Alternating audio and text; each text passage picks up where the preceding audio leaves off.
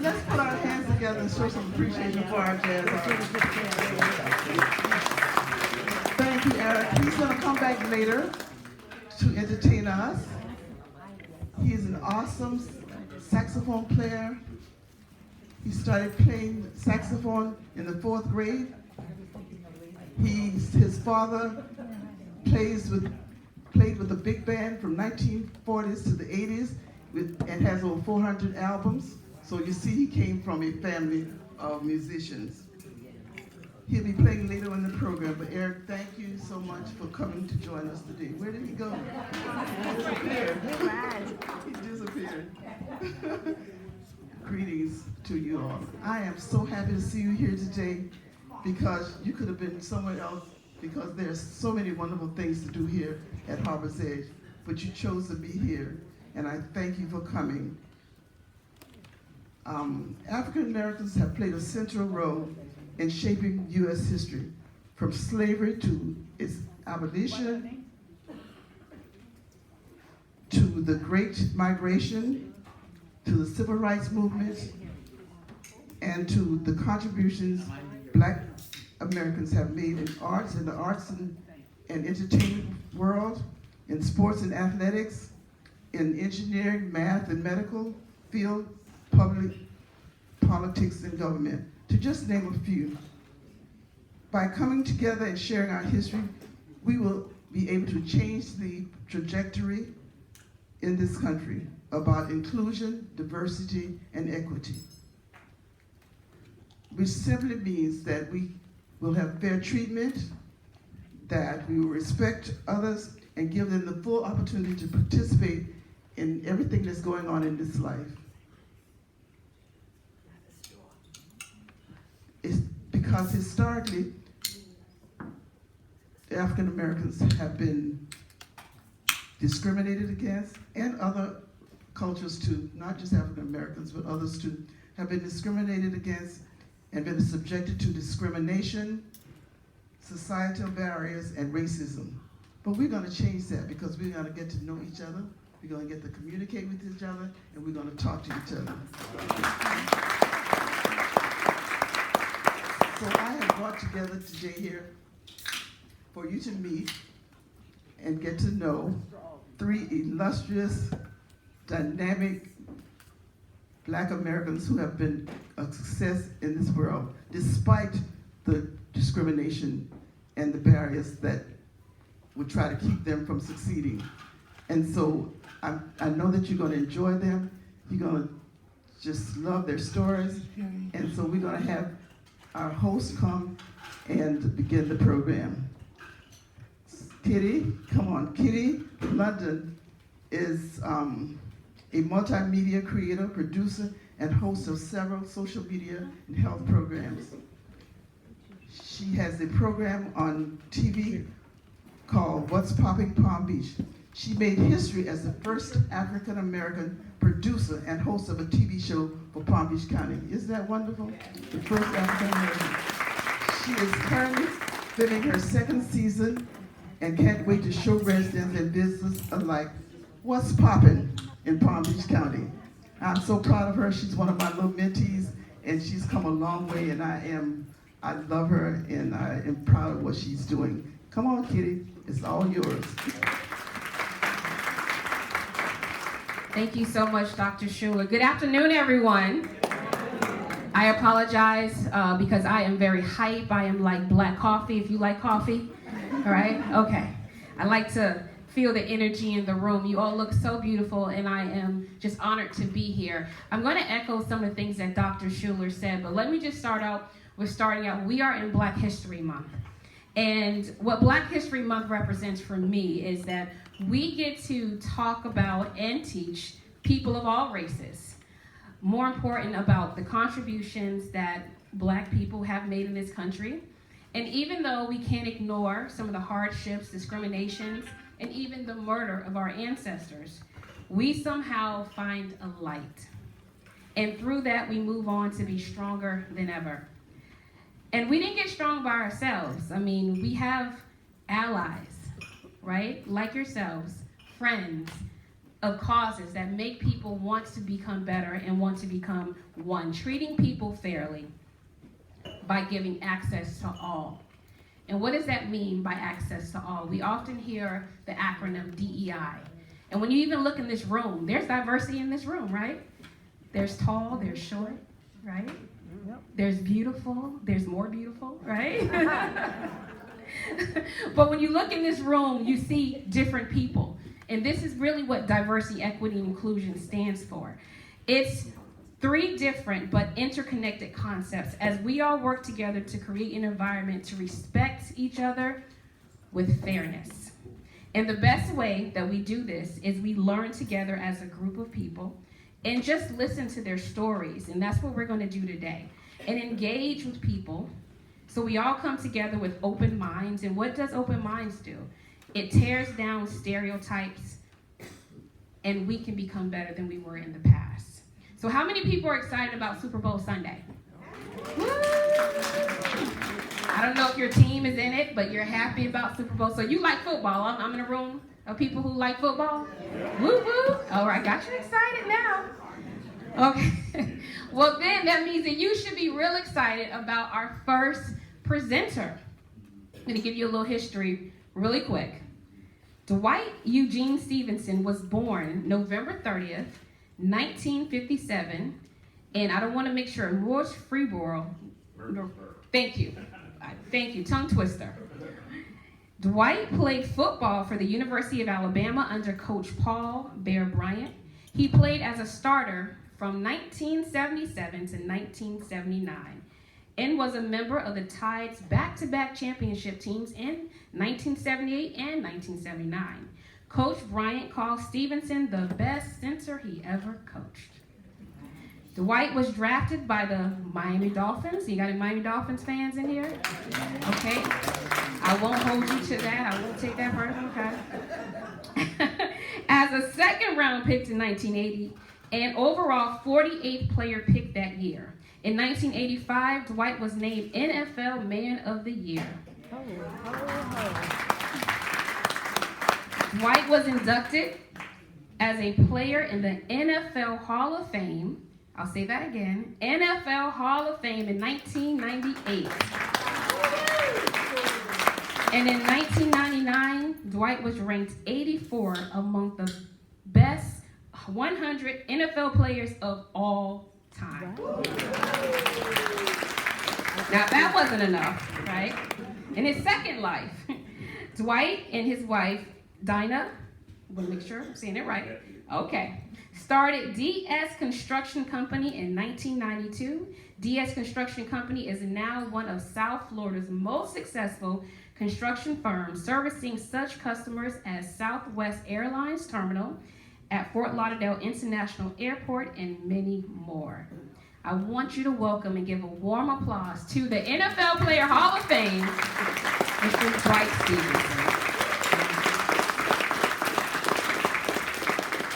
See, he has legs, he can do that.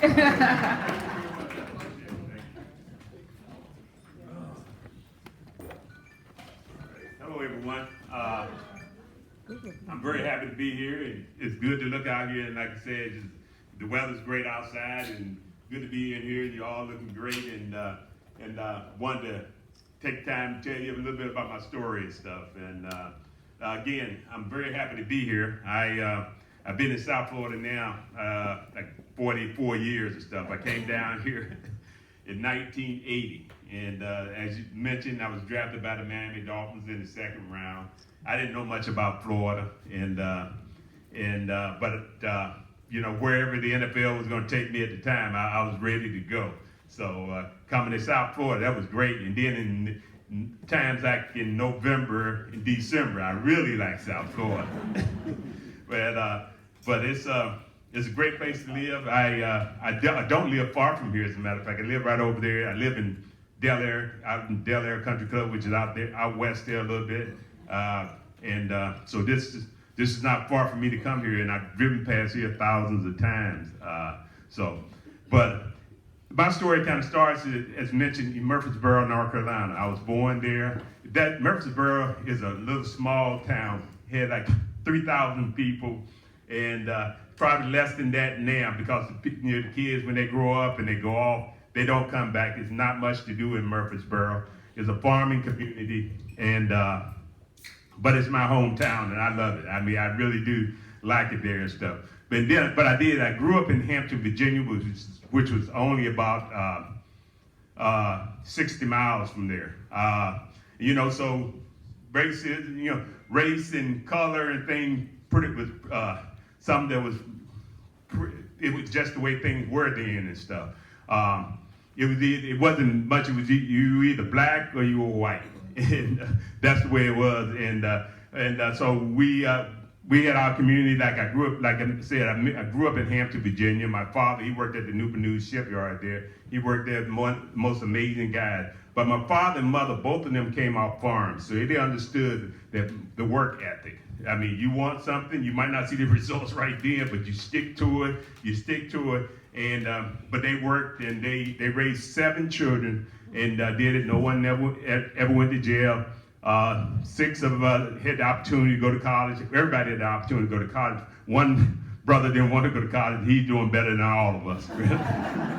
But we grew up there. My father, he worked 2 jobs. He went to work at that shipyard at 7 o'clock in the morning, every morning. Sunday, he didn't work. Saturday through Monday, Monday through Saturday, he worked. And he'd get off at 4 o'clock, and one of us would be there at the gate.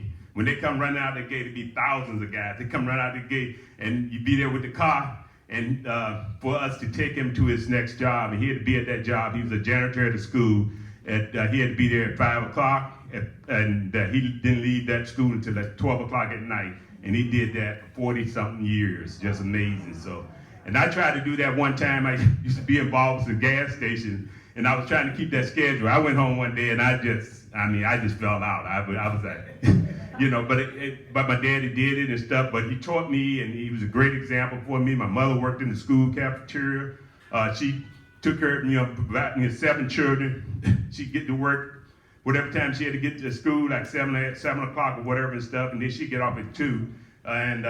But they did. They showed us the work ethics and things, and they were great parents. So when I went to the University of Alabama, some people want to say, well, Coach Bryant was a big influence in my life, absolutely big influence. But I had great parents, and that's one thing that I don't think people try to say. A lot of kids are raised in single family; they don't get the guidance. I mean, we do get some good guidance and stuff, and from our parents. But we also get. I mean, the community is really involved with helping raise us too and stuff. So anyway, my parents and stuff. I went to the University of Alabama. Coach Bryant, he was absolutely a big part of my life. I enjoyed him.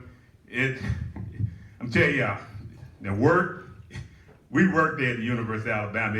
It ain't like, it's not like it's is today. You might can only spend like 10 hours. You work there at the University of Alabama.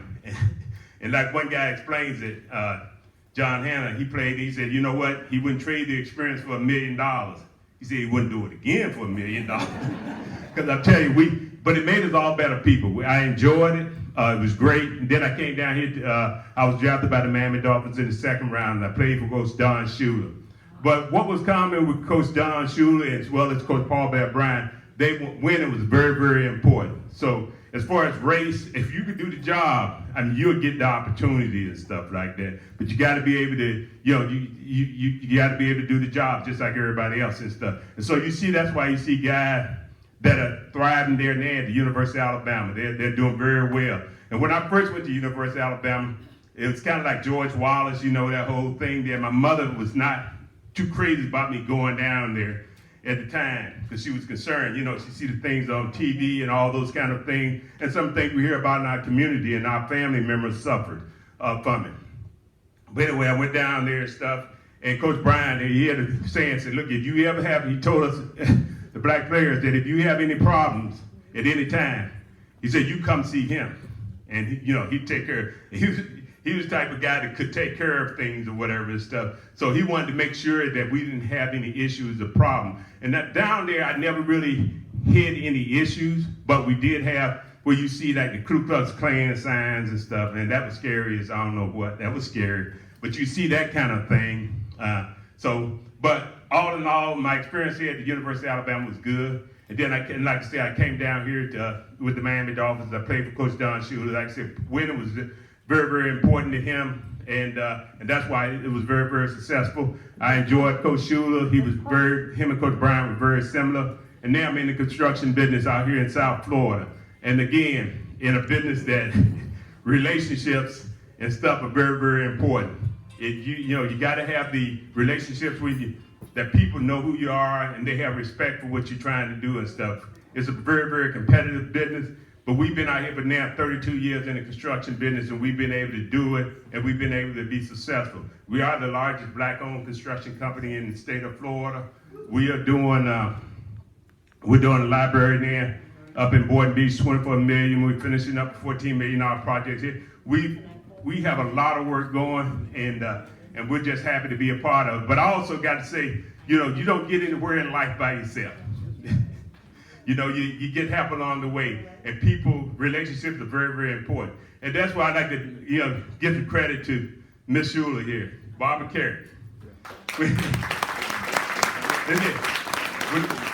When I retired from the National Football League, before I retired from the National Football League, trying to get involved in the community and stuff, and you hear about the legends and, Miss Carey. I never seen her, she always held her own on the dais up there, and I don't think I ever seen her not win whatever debate that that might have been that was being debated. She wanted to see people have equal opportunities there in Miami-Dade County. And she was happy there. So if you were qualified, you came up and looking for a job, she would support the effort. And I'm telling you now, she wasn't doing it, and she didn't get a whole lot of, she did a great job in making sure that the work was spread around so that people had opportunities and stuff. So again, I'd like to thank you. Barbara, you were absolutely important to my success. You're important. Ladies and gentlemen, I don't want to keep you long, but I just wanted to let you know some of the ways that we were affected by, being a black man, being in South Florida, some of the things that are going on. I'm just happy to be here today, knowing that, I didn't get to hear by myself, and I just want to say again, I'm looking forward to hearing the other members speak here, Ms. Summers and someone else. Looking forward to it. Okay, thank you very much.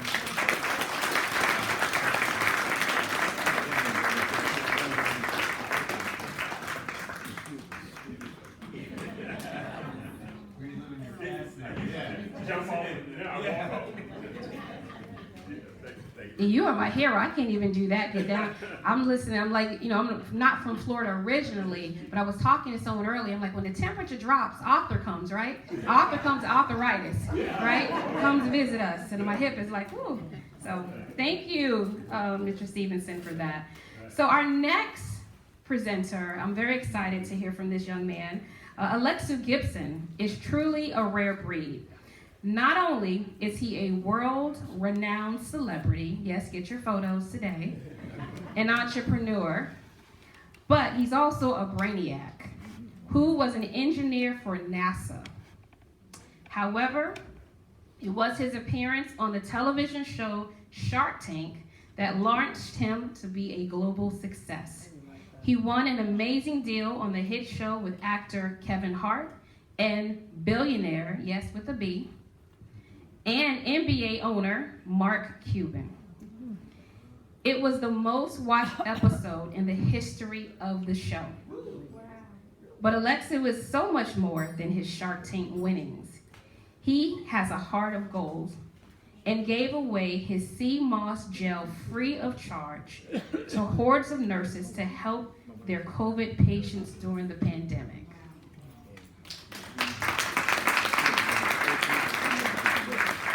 His mother says he is so blessed today because he implemented the biblical principles of sowing and reaping. His journey is sensational and will leave you reeling. I present to you the entrepreneurial sensation, I was going to say the serial entrepreneur, sensation, Mr. Alexu Gibson. Please give a warm welcome.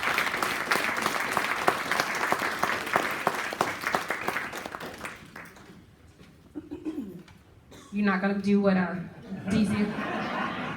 Yeah, you set the bar, right? Hey, how's everyone? Thank you for having me. My name is Alexio Gibson. Thank you for a wonderful introduction, Kitty. I have to live up to that now. I was originally born and raised in the islands of the Bahamas. I grew up with my grandmother in a very, very humble, beginnings. She was a cocktail waitress at one of the big resorts, and it was just her and I on the islands, and she always instilled in me, character, and that we were all equal, and to treat everyone kind and with respect. And she was a Native American, and obviously didn't have the same challenges I did going through the world, in a totally different skin. And I've experienced racism growing up from a little boy all the way up to college. But one thing that she always instilled in me was to keep pushing and, still treat everyone kind, and you'll find your tribe. So the first thing I noticed when I started my career with NASA, the first project that we had was building the Curiosity rover that's on Mars. And 40 people were selected to build that from 10,000 applicants. And I quickly realized when I was in the room that I was the only person of color in the entire group. And very honored to be there, but also always wondering and scratching my head, why are the opportunities for us so small? And why do we have to be so exceptional just to get in the door? That was my first take as a college student. After building the Curiosity rover, I was invited to work with the Chief of Technology at the headquarters in Washington, D.C., NASA. And again, now I'm at headquarters and I'm seeing the staff, and again, I can count the people that look like me on a few fingers. And while being proud to be there, again, I started to see a pattern, the politics of it all. And I knew right away that I wanted to make a difference, and I wanted to escape that and really write my own story. So while I was working for NASA, I was reading a book called Rich Dad, Poor Dad by Robert Kiyosaki, a very popular business book. And it talked about profits over wages. And you pretty much, making money in your sleep, residual income. And, I'm working on projects with NASA. I'm reading this book in between meetings, and I'm getting so inspired to start my own business that I started to disconnect from the environment that I was in. And at the end of my first year with NASA, I had my mentor at NASA. Her name was Stacy Brooks. And she said, you were probably the best intern we've ever had, and because of that, I never want to see you here again. And the reason she said that, she said she saw a light on me, and she said, I feel like you're going to go and do incredible things. You're going to impact the community. You're going to do things way bigger than getting stuck behind a desk like we did. And she said, if you really want to come back to NASA, we'll have you open arms, but I really hope that you would spread your wings and take a chance. And I took her advice. I started my first company. It was in videography. Started getting checks, big contracts, hospitals, schools, universities. And for the first time, I had a staff, and I was writing checks, and I was now paying taxes back. That wasn't fun. but it also symbolized freedom, and that I can create any canvas that I wanted. This led me to the 2020, the pandemic.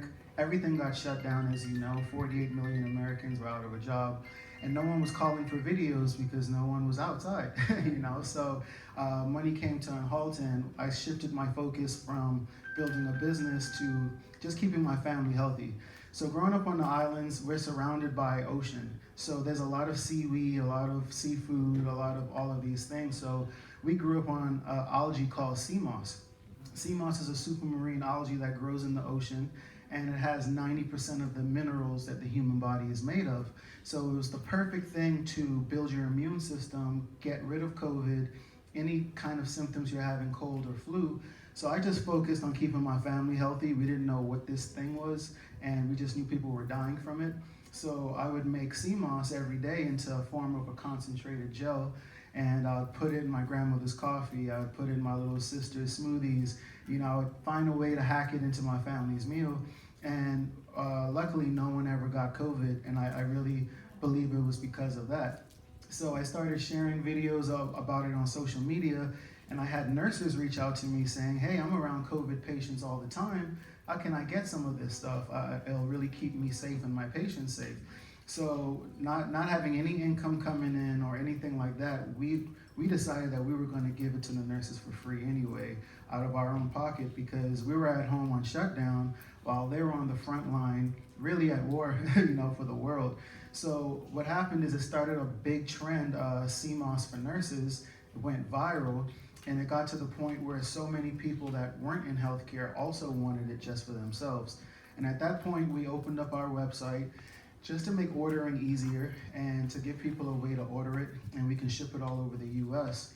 I had no idea what was going to come next.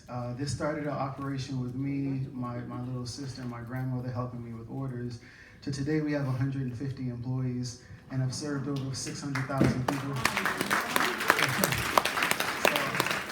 So this led to Shark Tank because within our first 7 months of business, we hit our first million out of a residential home and out of just giving things away. It came very, very quickly. The pandemic lifted shortly after that 7 months. We moved into our commercial facility, and we got a call from Shark Tank saying, hey, what are your numbers? What's your story? Are you interested in being on the show? We've been stalking you on social media, and you look like you would be great. So I gave them our numbers. At the time, we were about 3.5 million in revenue in our first 10 months. They couldn't believe it.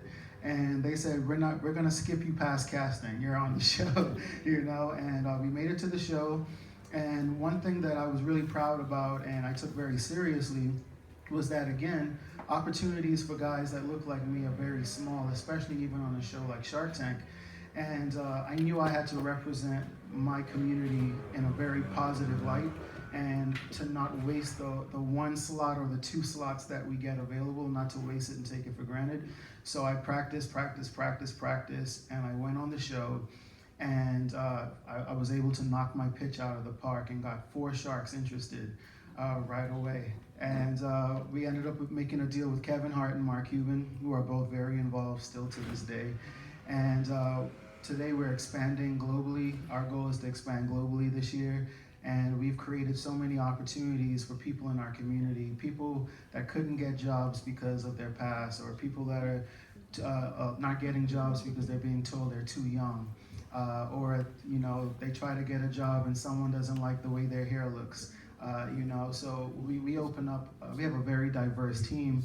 And I look back at, thinking of being an engineer for NASA and just worrying about myself and being stuck behind a desk, to now being able to have served over 600,000 people and with their health and create over 150 jobs. So I try to be an example now for my staff and my community that, hey, you can do it. I was raised by a single parent. I come from the islands, we came from poverty, and we were able to climb ourselves all the way up to being the biggest CMOS brand in the world now. And we did it in only 3 years. So, this is, Black History is a very, very beautiful month for a lot of reasons. It's just a reminder of everyone that came before me that led the way, paved the way for me to even be on this stage today. And I feel that it is my job now to keep that going, and to a full circle moment is giving back and being that example that someone in the audience or someone in the world will see as an example, and it'll fire them up to do the exact same thing and build their belief system. So I thank you all for listening to my story and having me here today. And it's an honor and a pleasure. Thank you so much.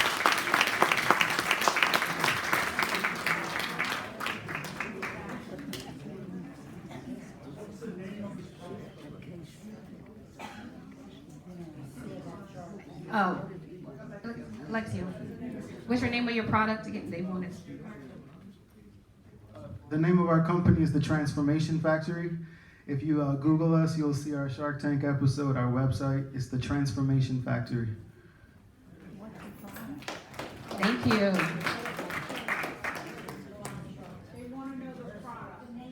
CMOS, right? Gel. CMOS gel. All flavors.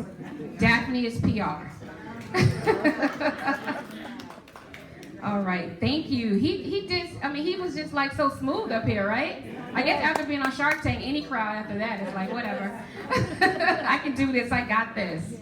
All right, thank you so much, and that's very inspirational. If you're ever hiring, please let me know. Please, okay. So our next guest, and I just want to give just a little transparency joke. So before I introduce people, I always read their bios. I want to make sure that I'm phonetically getting the names right and about the story. So as I'm reading this next guest, I'm like, wait a minute, there had to be a typo. Is she here? Okay. It said in the bio that she started singing at her grandfather's church at the age of 55. And I was like, wait a minute. I know that had to be wrong because I'm like, I got hope. But it's 5. But it said 55 in the bio. So I just want to make sure, I'm like, wait a minute. I know she didn't start that late. But anyway, this lady here is absolutely amazing. Avery Summers is one of the most awe-inspiring singers, actors of all time. She is both a local and national treasure, and I'm going to say global treasure. She started an illustrious career singing in her grandfather's church at just the age of 5. Okay, and the rest is history. From a successful family, she and her sister Betty took the entertainment world by storm, working with comedian Red Fox. How many people know Red Fox in the building? All right. Working on sitcoms Sanford and Son, The Jeffersons, and more. Avery traveled with the musical Hair in Chicago, but her partnership with leading man Burt Reynolds. Oh, it's bringing back some memories, ladies, huh? I know, I heard you. Led to a starting role in his TV series B.I. Striker. Burt Reynolds adored her, and they remained the best of friends until his death. Her popular one-woman show has left audience riveted. Ladies and gentlemen, I present to you South Florida's very own, but hails across the globe, Miss Avery Summers.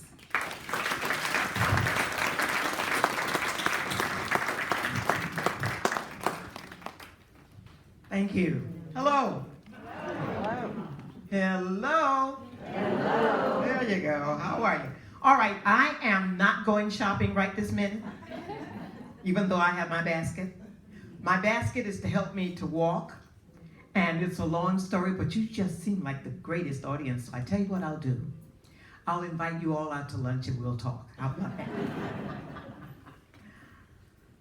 Some people call me Avery Summers. A lot of people call me Alice Waldron.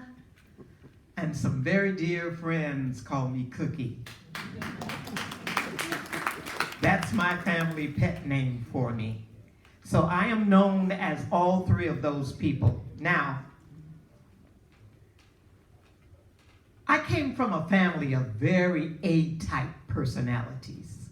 Everybody knew what they wanted to do, and everybody set about doing it, and so did I. As our hostess said, I started singing when I was 5 years old. Not 55, because I'm just past 55 now.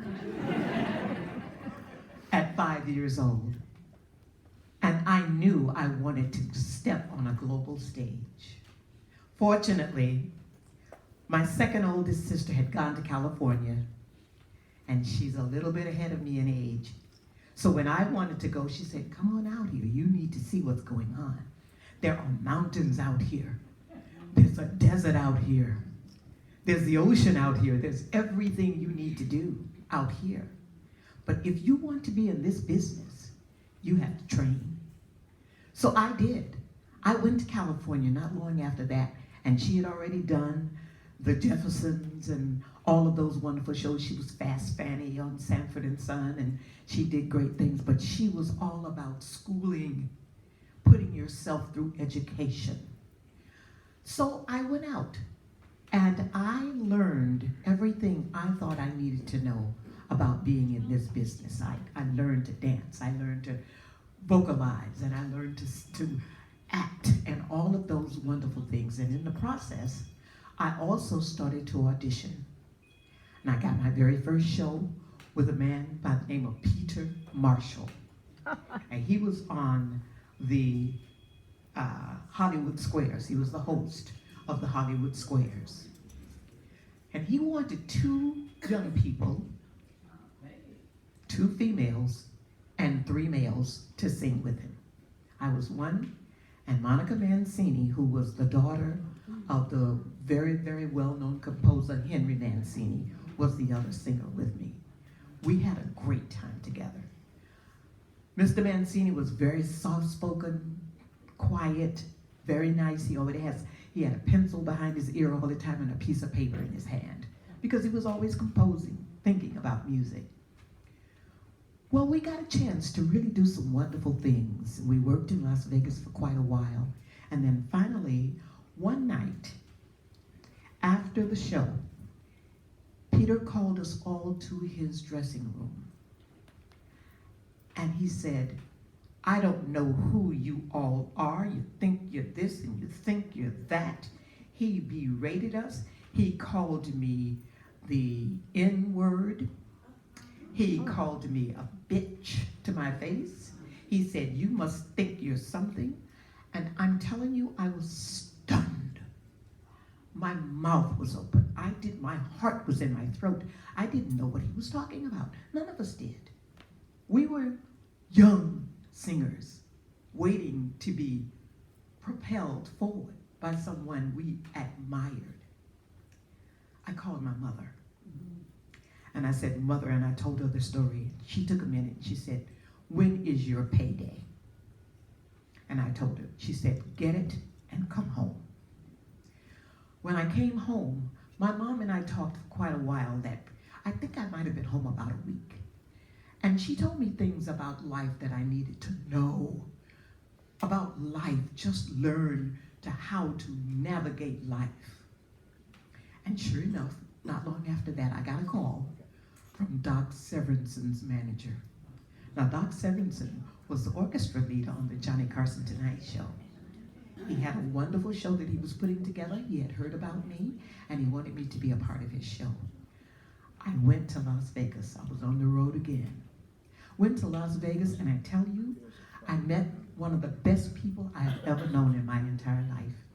He pushed me forward. He gave me solos in his show. And one time, I worked with him for 5 years. One time, when Jerry Lewis did the muscular dystrophy telethon, he pushed me forward to sing for that show. He was that kind of person.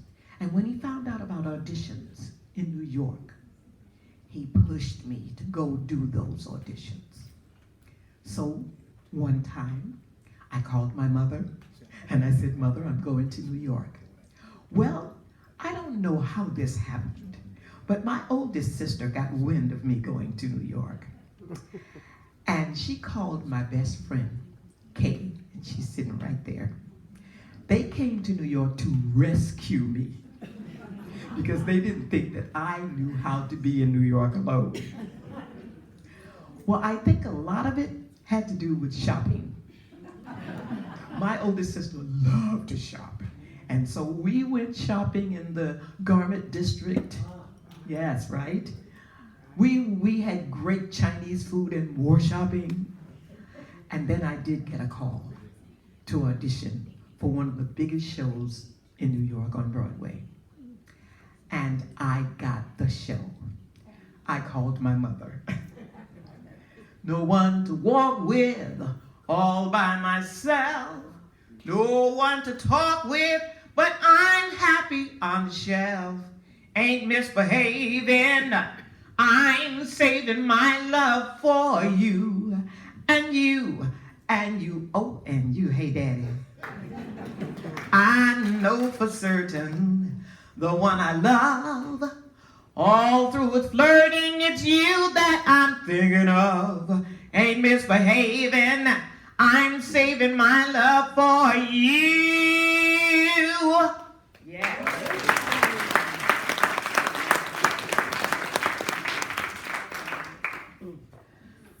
After working with him, I had a lot of fun doing Ain't Misbehaving, and then after that, the shows started coming very quickly. The next show that I did was Chicago. I had a wonderful time doing that show.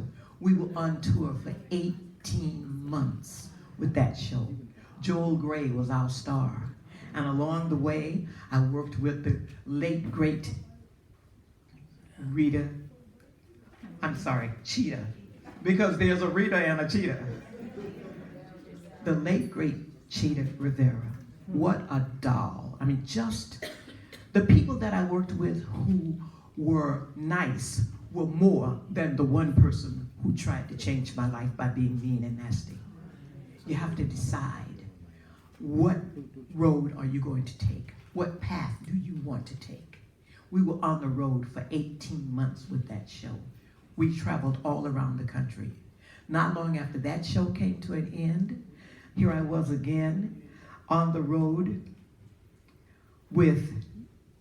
for another 18 months with Anne Margaret. Remember Anne Margaret? She was a wonderful, wonderful person. She loved to practical joke you, and she always took us all out for lunch and for dinner and everything. And then 9/11 happened, and we were suspended. My mother said, "Come home," and I did. And I'm always so happy that she had my back. She understood what this life could be about, not just being Black, but out there in the world as a young person encountering all kinds of ills and things that can come up against you.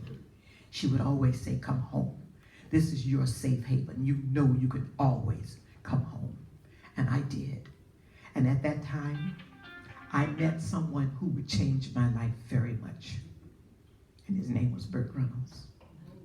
He was a real gentleman, a sweetheart, and a real mentor. And I think that there's someone in the room who knows Burt as well as I do.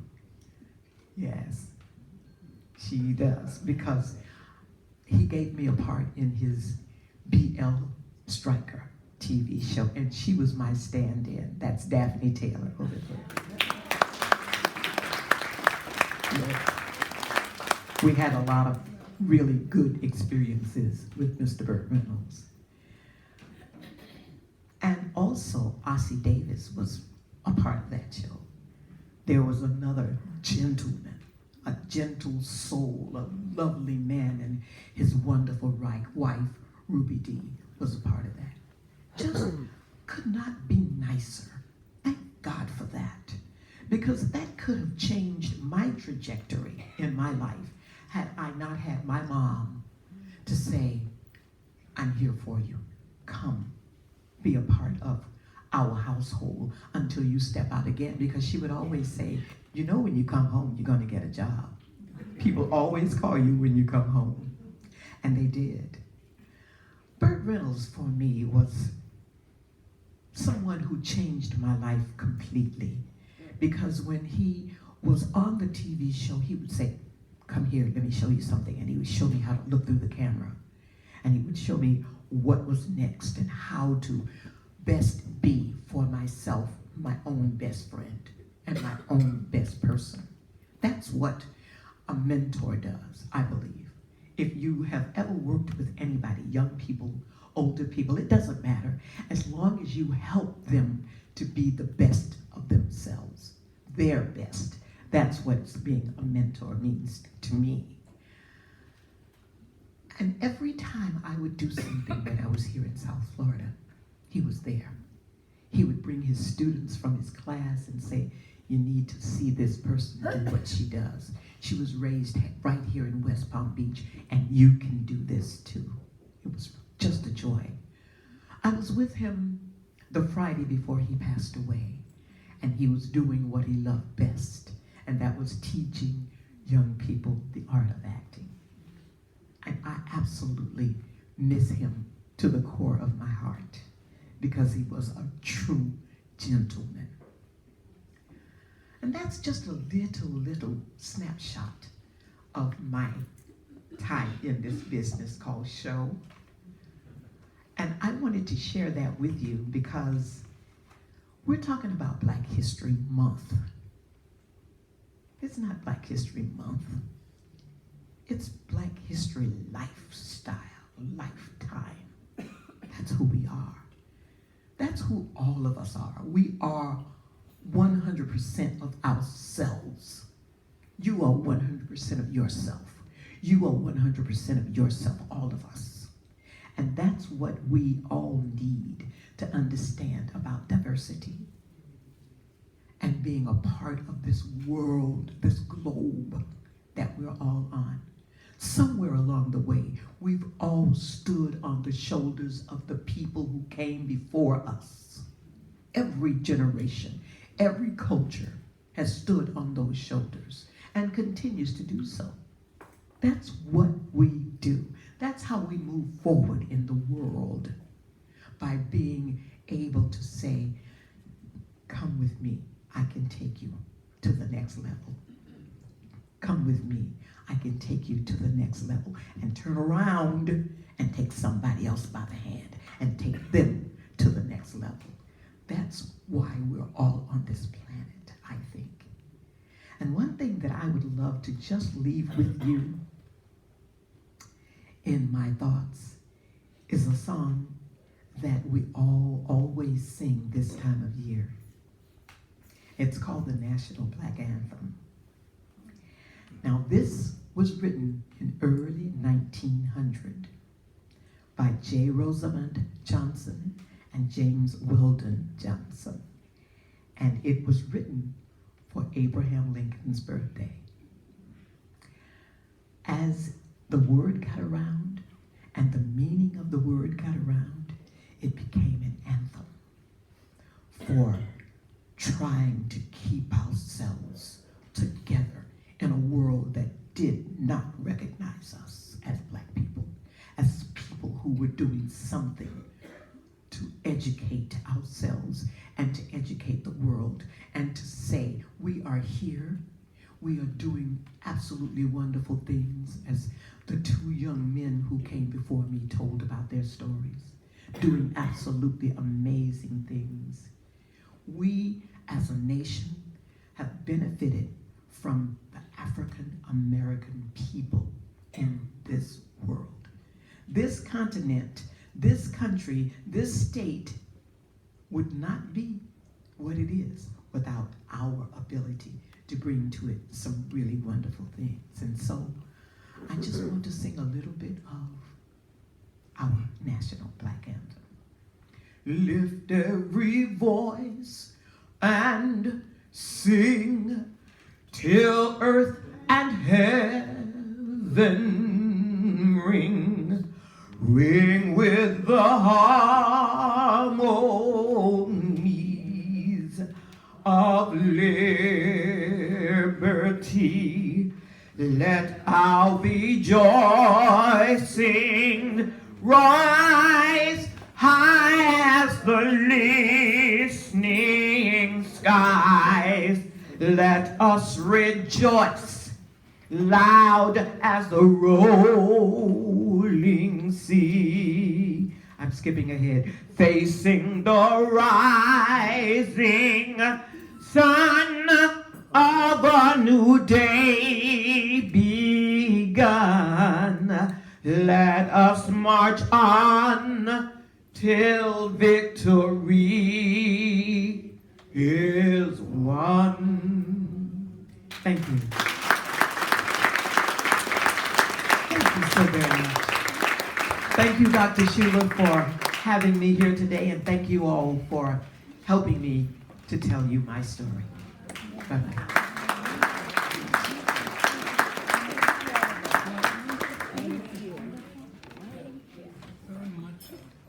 Thank you. Is it Avery, Cookie, and Cookie? All of you, all three. Thank you. Well, we're about to get into our closing, but I just want to say, wasn't she amazing? Yes. Oh, I wish I could sing like that. So we heard from three great individuals.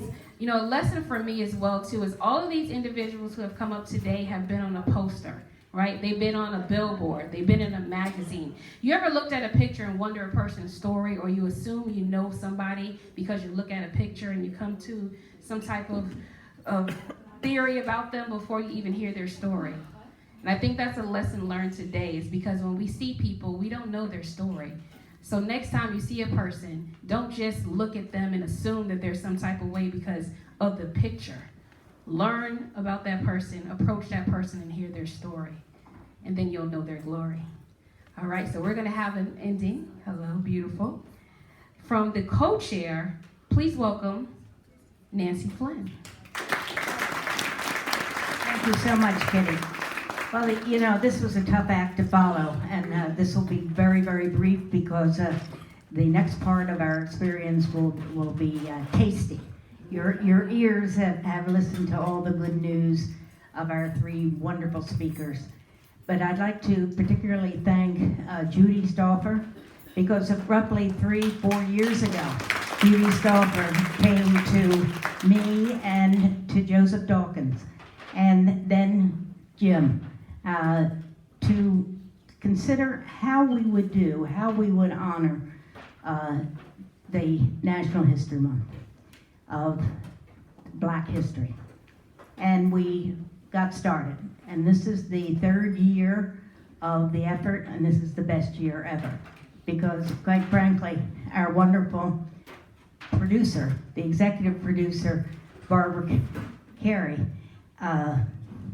knocked us all out because she was running a program to entertain and to educate and to make us all connected to the theme of what our personal connection and responsibility is to the history program that we all embrace and commit to for the future, and to see more programming like this.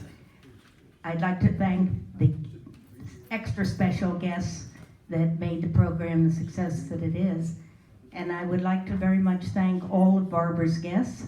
They're here to support Barbara, to support the program, and please know that this is just the beginning of the next event that we can feel good about and be connected to. So thank you very much. Wonderful food's coming. Barbara, how did we do? We all right? All right, thanks, Greg. And you know, looking around the room, there are many of the people here in the room that are of the staff of Harbor's Edge, and it's wonderful to see them here. And the video that's being produced of this event will be shown on our television channel for those that couldn't attend. So this is just the beginning of more wonderful activities in celebration. So thank you. Thank you, Dwight. Thank you, Avery. Thank you, Sir.